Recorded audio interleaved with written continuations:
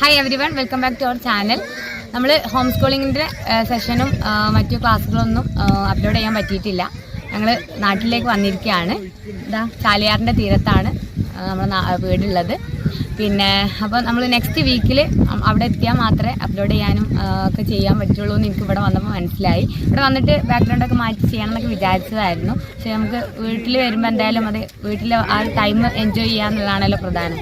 അപ്പോൾ ഞാൻ പിന്നെ വീണ്ടും മധുരയിലെത്തിയതിന് ശേഷം നമ്മൾ വീഡിയോകളെല്ലാം അപ്ലോഡ് ചെയ്യാം. പിന്നെ കുട്ടികൾ ഭയങ്കര ഹാപ്പിയാണ്. അപ്പോൾ ഞാൻ ആ ഒരു ക്യാമറയും പിന്നെ സെറ്റപ്പൊക്കെ ആയിട്ട് നടക്കണ്ടെന്ന് വിചാരിച്ചിട്ടാണ്.